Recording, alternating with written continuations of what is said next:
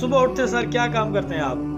میں بتاؤں، آپ سب سے پہلے اپنا موبائل فون چیک کرتے ہیں۔ سب سے پہلے جیسے ہی آنکھ کھلی، موبائل نکالا، چیک کیا واٹس ایپ کس کا ہے، فیس بک پہ کون ہے، ٹیکسٹ کس نے کیا، وائس کس نے کی، تو کال کس نے کی، سب کچھ دیکھیں گے اپنے موبائل کے اوپر صبح اٹھتے ہی۔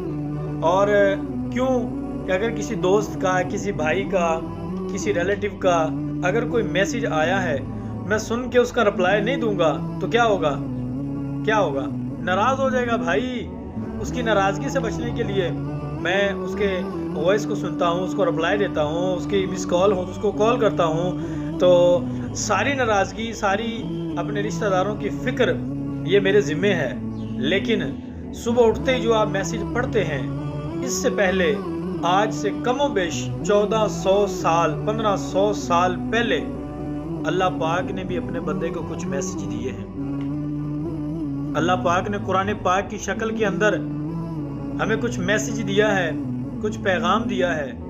کیا کبھی میں نے کوشش کی کہ میں کبھی قرآن کو کھول کے پڑھ لوں، قرآن کو کھول کے اس کے اوپر پڑھنے کی کوشش کروں کہ میرے مالک نے مجھے کیا کہا ہے، میرا مالک مجھے کیا فرما رہا ہے؟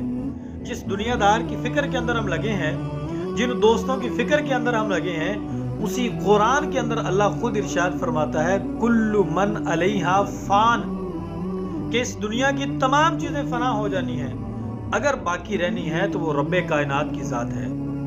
اس رب کائنات کے پیغام کو ہم کیوں نہیں پڑھتے؟ وہ قرآن ہمارے گھر میں پڑا ہوا ہے، ہمارے موبائل کے اندر موجود ہے، اس کا ترجمہ موجود ہے، لیکن میرے پاس ٹائم ہی نہیں ہے۔ میں نے صبح اٹھنا ہے تو اپنے موبائل کو چیک کرنا ہے، رات کو سونا ہے تو اپنے موبائل کو چیک کرنا ہے، کبھی بھی کچھ کرنا ہے تو صرف اپنے موبائل پہ کرنا ہے، اور اگر نہیں کرنا